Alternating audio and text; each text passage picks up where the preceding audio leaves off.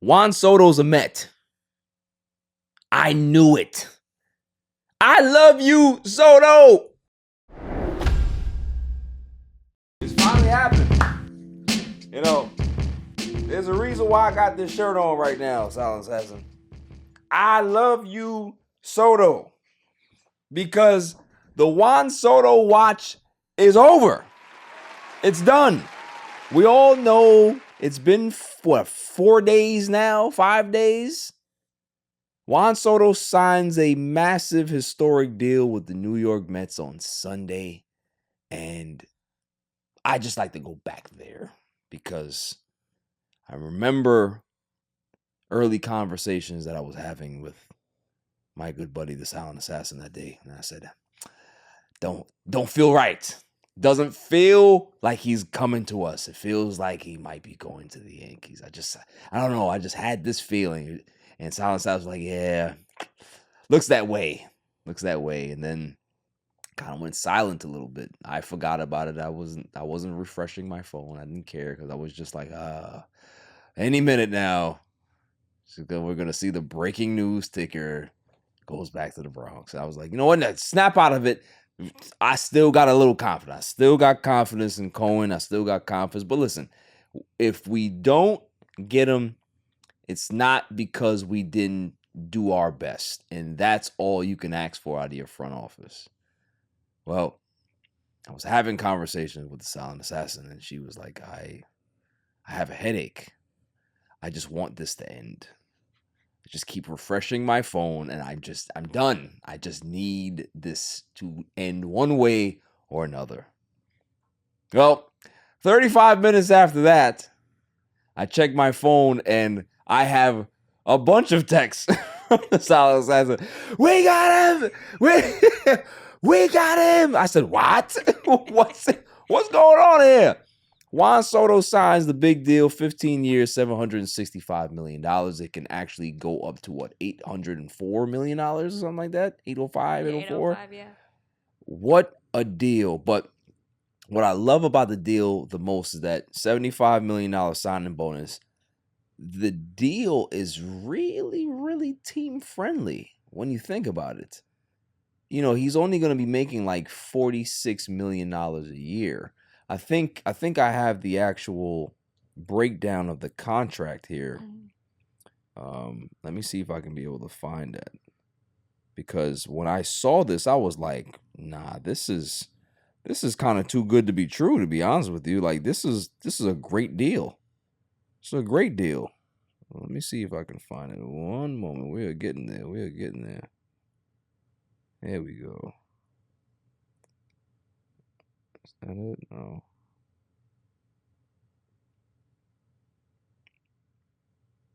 I swore I had it. Let me see.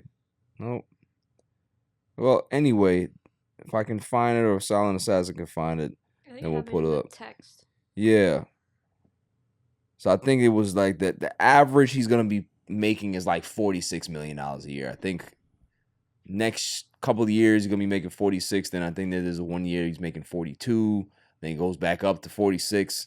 So really and truly, if you look at the deal, he's making anywhere between $2 and $6 million more than Aaron Judge. Mm-hmm. That's a great deal. You know what I mean? The opt-out after year 5, which is he can opt out. If the Mets want him to go, they can be able to just let him walk, or they can void the opt-out and give him an additional $4.5 million a year or something like that for the next 10. Mm-hmm. You can't beat that. Like, that's amazing. Mm-hmm.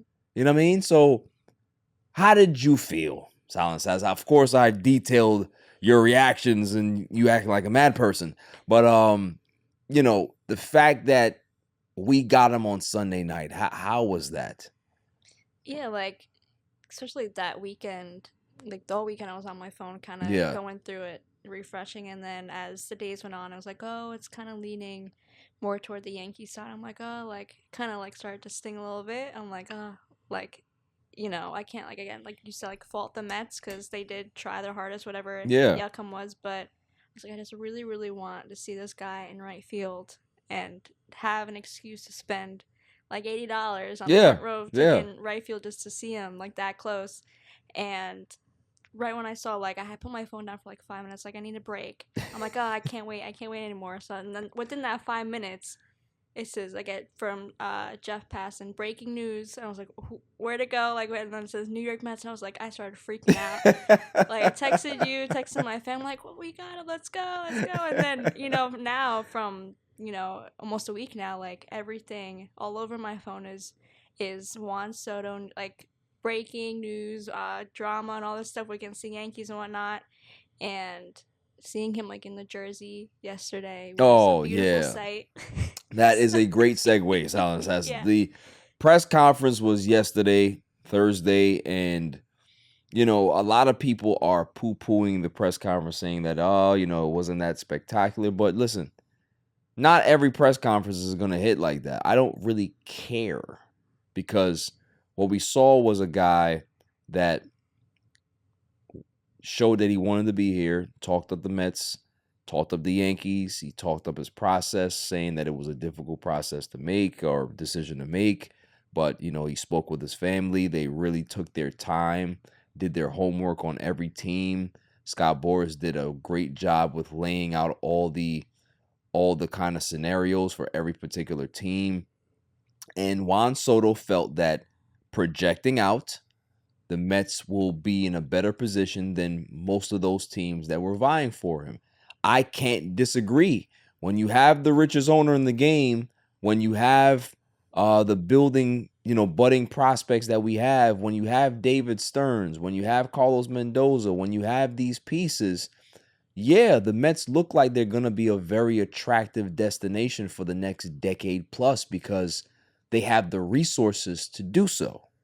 Not saying that the Yankees don't, but the Mets are going to have way more resources to be able to build long-term than the Yankees do.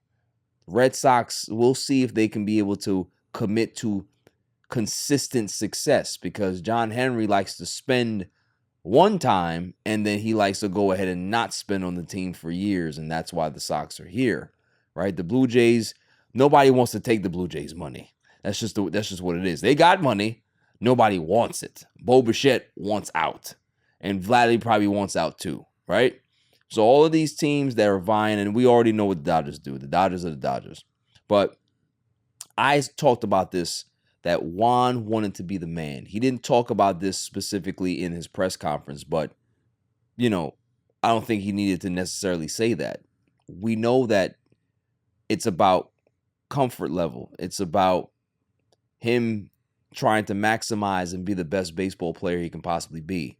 And it's also about family. Juan Soto doesn't drink. He doesn't smoke. I don't really know if he goes to parties like that by himself or with an entourage. He hangs out with his family. He does everything with his family. So for Steve Cohen and Alice Cohen to be able to really find that sweet spot, to be able to touch him like that. I remember when all the rumors came out about something happened with a close family member.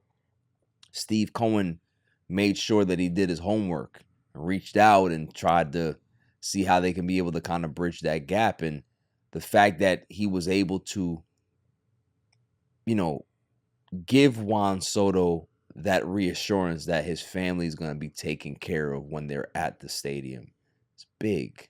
It's important. They're not going to be harassed by one security guard that knows this person and still wants to give them a hard time. Like, it's his family. His family should have free access to be able to go to a suite. And for the fact that the Yankees never wanted to give him a suite, we don't give suites to players. We don't give suites to Judge or G. Okay, well, that's why you ain't gonna get nobody. That's why you can go ahead and go settle with Max Fried. Go ahead, go get him.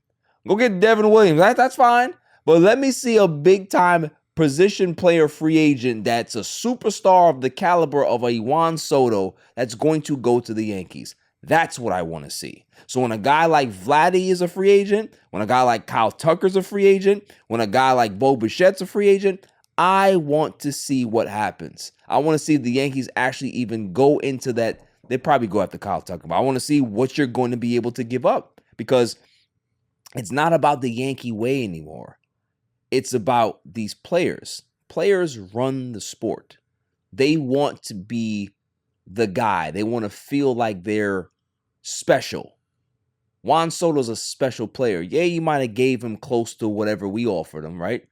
But at the same time, he was looking for reassurances that you didn't give him throughout the entire year that he was here. He had a good time being a Yankee, but there was a lot of issues with his family that he didn't like. So if you weren't willing to rectify that situation, why the fuck do you think he would sign with you? Just plain simple. You know what I mean? And then, there was a reporter that asked him, hey, have you spoken to any of your Yankee teammates from the... No. After the World Series, I ain't talked to nobody. I've been focused on my process. What I need to talk to them for? New phone, who this? That's what it is. So that's what they said. They said, he got a new phone because there was people blowing up his there, kind of, harassing him a bit, so he had to change the number. So they said he's going to reach out to his Yankee teammates, speak to them, make peace. That's nice. I won't, though, because Yankee fans right now are crashing out. They are. They want to make fun of him in his Mets jersey and say, oh, you put on weight. He's already out of shape. Look at him. This is the same player a week ago that you wanted. So he would have been out of shape in that Yankee jersey as well as that person. You guys would have been just fine with it. See, don't be that way. Just because you lost out to the Mets, don't be that way. Don't be mad. You got Aaron Judge. You had Alex Rodriguez. You had Tino Martinez, Jason Giambi, Bernie Williams, Tino Martinez, if I didn't say that already, Jorge Posada, Scott Brocious, all of these great players. Not even talking about the pitchers. Clemens, Cone, Wells,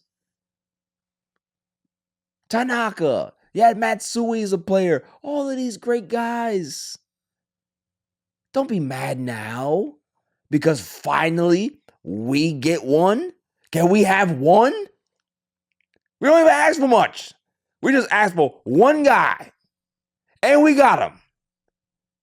So that's all I'm saying is that Juan Soto chose the Mets. For whatever reason, whether it be the fact that Cohen knew how to be able to take care of his family, whether it was the fact that he is projecting out, seeing that the Mets are going to be a very, very stable and legitimate franchise for the next decade plus, or he loved New York and wanted to see the other side of it. Yeah, okay, I saw Monument Park. Yeah, it's nice. But heard about that Queens place. It's pretty good. And on top of that, I hit the ball really, really good here. In my career, I've hit the ball really good here. No matter what jersey I wore, I hit the ball out of the park here. So it may not be friendly to everybody else. It's friendly to me. He's always wanted to be a Met. I know that for a fucking fact. That he always wanted to be a Met. It's just something there. I see it. And I will be wearing this shirt for a very, very long duration of the season this year. I have multiple. I have every color. I have orange, blue, black. It's Juan Soto year. It'll be Juan Soto here for the next 15. I, as a Met fan, finally feel vindicated, right? I've always envied the Yankees. Not because of the fans, not because of Yankee Stadium, not because of Monument Park, not because of all the great players that they've always had. That's a given, right? Like, you see the lineage, you see Reggie, you see all these guys. I was an A-Rod fan growing up, and to see him in pinstripes burned me. But I get it. I understood why, because you had an owner that stopped at nothing to win. You had an owner that it didn't matter what the cost was. he was going to fit the bill because he was obsessed with making the Yankees great. We have an owner in Steve Cohen that grew up a Mets fan that wanted to see this team finally be taken seriously as a major player in the game. You have David Stearns, who grew up a Mets fan, who used to sneak into Shea Stadium, is finally leading this team when he had $6 to work with in Milwaukee and made it stretch and brought great players in. Now he has the biggest payroll to be able to deal with. Now we can really see this guy build this organization the way he sees fit. You have the players that they constantly talk about how special it is and how special they feel being Mets because the owner is so accessible and listens to them and takes their advice and has these powwow meetings with them to see how he can be able to improve their experience. Why wouldn't you want to be a Met? This is the golden era for Mets baseball. I'm 39. I've never seen a World Series championship for my Mets. I've seen them in the World Series. I saw 2 of those, 2000, 2015. I was there in 2015 for those 3 games. I was. But I've never seen them hold that trophy. And I'm not going to guarantee it because baseball and sports is just a very, very different game. But man, is it going to be fun chasing that championship for the next 15 years. Because I probably be able to tell my son, you grew up in a time where the Mets were really good. I didn't. And it'll be a different experience for him than what I or my other friends have gone through. So, Juan Soto, as the great Jacob Fatu would say, I love you, Soto. That's my man.